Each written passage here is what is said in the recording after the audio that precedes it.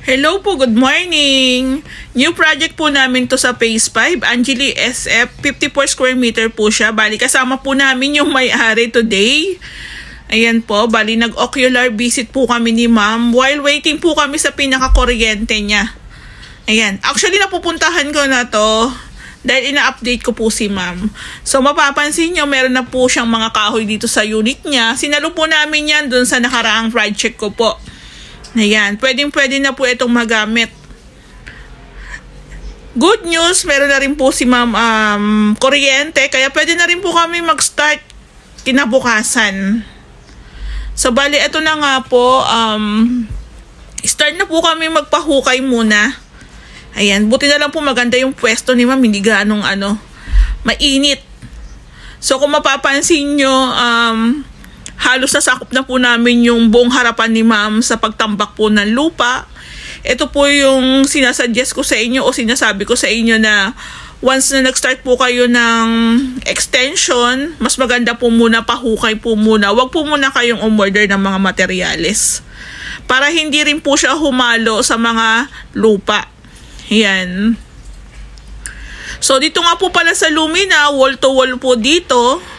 So, alam din naman po ng kapitbahay yan na ganun po yung rules dito sa Lumina. Ayan, sagad po tayo sa wall ni kapitbahay. So, before po tayo mag-start ng extension, magpahukay, kailangan may permits tayo. Hindi po pwedeng walang permit na galing sa munisipyo at galing kay Lumina. Ayan. Kay Lumina po sticker. Tapos magbabayad po tayo ng construction ban. Then, yung mga hukay po para sa poste natin is nakabase po tayo sa plan. So, kung ilang poste po yung nakalagay doon, yun po yung pinakasusundan natin. Yun po yung pinaka-guide na namin. Kung mapapansin nyo, pagkatapos ng hukay, tambak na po agad dito sa may harapan. Para madali lang po yung galawan. Hindi rin po sila maaabala na pagka-hukay, ilalagay na naman po dyan sa may harapan. Kumbaga, diretso na. Isang diretsuhang gawa na po yan. Ayan, hukay ng lupa, diretso na tambak sa labas o sa may harapan po. Ayan. So, bali, ang poste ni ma'am, 3 po dito sa may harapan. Isang main gate lang po yung kay ma'am. So, bali sa unit ni ma'am is bird type finish lang po ito na back and front extension. Gusto niya po kasi munang ma-save yung kanyang pinaka-extension. Ayan, medyo mahal din po talaga. Permit pa lang magkano na. Pero kung ako po yung tatanungin, mas maganda po mauna na yung extension.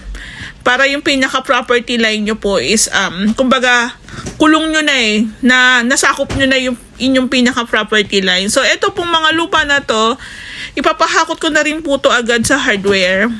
So, sa hardware po, ang hakot po is 800. Pag isang mini, 800 sa isang L. Pag mini dump po, medyo malaki-laking truck po yun, nasa 1.6. Ayan. So, ganun po talaga sa renovation, sa pagpapagawa ng extension. Extension po talaga ang pinakamagastos.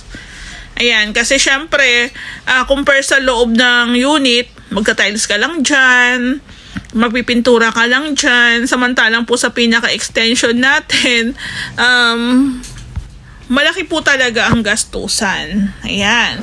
So, mapapansin nyo, malinis na po yung harapan ni ma'am. Napahakot ko na po yung mga lupa. Ayan. Ganyan po yung pinaka-discarte namin sa Ray House Makeover. Hukay muna, then, pahakot po ng mga lupa. Ayan. So, hanggang sa side po, meron na rin po tayong hukay, side by side. So, meron tayong particular na sukat po dito na sinusundan, na sinusunod. Hindi po tayo pwedeng basta lang gumawa. Ayan po, nahukay na, malinis na, di ba? So, ito po is lalaliman po natin yan. Hindi pa po namin na-reach yung pinaka-standard na lalim.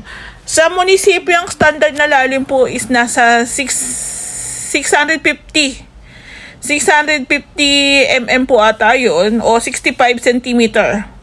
Pero sa pinaka-back extension po, ginagawa po ni Reyna 80 cm. Ayan, kasi syempre naka-slab tayo sa back extension. Ayan, no. Mas malinis na kahit magpa-deliver ka po ng materials dyan, meron na po tayong paglalagyan. Ayan po. Ang ganda rin ng pwesto ng unit ni ma'am. Maliwanag. Since nakapagpahukay na po tayo at nakapagpahakot na rin po tayo ng mga lupa, at dito na po papasok yung ating mga pangunahing materyales.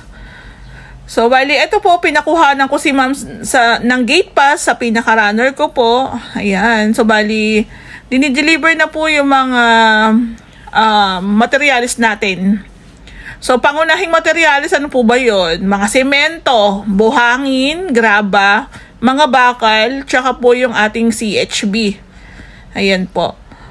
So, yan po muna yung unang pinapasok namin. Hindi po muna namin in-order lahat. Gawa ng wala po kaming paglalagyan. Madudumihan lang, matatapakan lang. Ayan. So, bali, nag-start na rin po sila Kuya Jake gumawa ng posting bakal. Ito nga po palang sa unit ni ma'am, meron po siyang natirang mga CHB. CHB po na galing po sa Carissa, bali, pinahakot na lang po ni ma'am. So, sayang din po kasi. Kaya po yung na-order namin CHB na sa hardware, is sinoli na lang po namin. Ayan, sayang din po kasi. So, andito na po yung ating mga semento. Ang semento po natin, partial lang po, 80 bags. Kung kulangin po kami, magdadagdag na lang po kami ng iilan. Ayan po. Ang buhangin po natin, paunti-unti lang po yung pasok. 3 mini dam, pero 1 mini dam lang po muna. So, ayan po, naggagawa na sila ng posting bakal. So, napansin nyo malinis, walang lupa. Kasi, syempre, di ba, natanggal na natin eh. So, doon po sa mga kapwa ko contractor na gumagawa din, pwede nyo pong gayahin yung pinaka-discarded ng Ray House Makeover. Mukha kasi siyang malinis tingnan pag ganyan pong inuuna natin yung pahukay, tsaka po natin ipapasok yung ating mga materyales. Ayan po, hindi na rin po sa gabal. So, meron tayo ditong mga, ito po yung mga kinuha namin na CHB tsaka bakal doon po sa unit ni ma'am sa Carissa. Ang dami po nitong CHB. Halos nasa 500 po ata. So, sa pinaka-renovation po namin ng back and front extension, 450 po usually ang in-order namin sa hardware. 450 CHB po. Ayan. So, si ma'am may mga kapitbahay na siya dito. Maganda po yung CHB ni ma'am kahit siguro mga 2 years na rin po siyang inabot. Naka-stack lang po sa unit niya sa Carissa. Matibay, ano pa siya, matigas. Kaso po ang size niya po is 5. Okay na lang din po yun. Mas maganda nga yun, mas malaki, diba?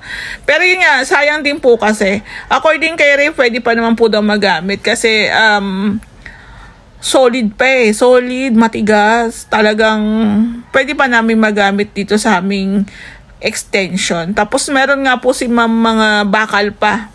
Ayan. Si ma'am po kasi is may unit sa Carissa.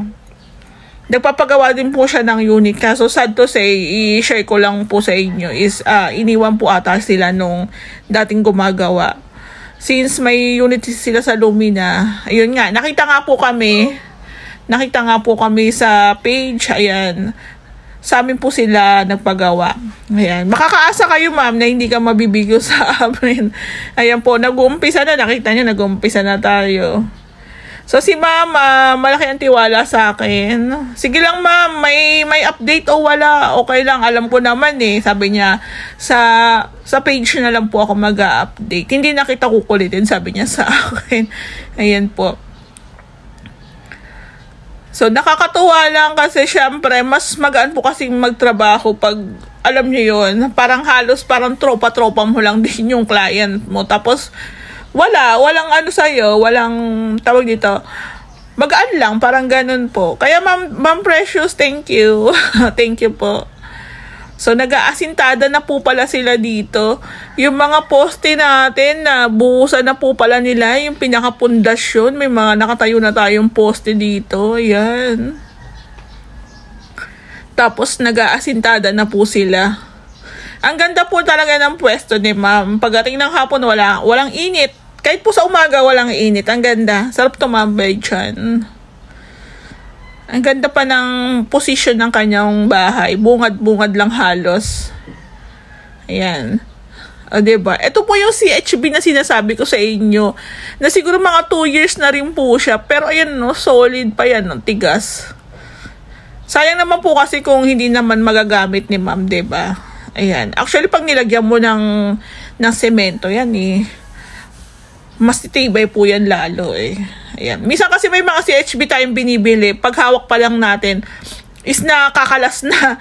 Ito kay ma'am, iba to mo eh. Ano pa eh, buo pa. Ayan po. Yung asintada natin sa likod, halos mataas na. Ayan, no. O, diba? Nagamit natin yung CHB ni ma'am. So, ito pong, kung gusto nyo pong malaman kung magkano po yung pinaka-labor ko dito, pwede nyo po akong i-PM sa pinaka-FB page po namin. Ray House Makeover din po. Ayan. Gumagawa po kami ng paunti-unti kahit paano. Lalo na ko, katulad po nito, back and front extension. Kahit bird type, kinukuha po namin yan. Ayan po. Walang init. Sarap magtrabaho. Ayan. Shout out sa aking mga magigiting na trabahador. Thank you.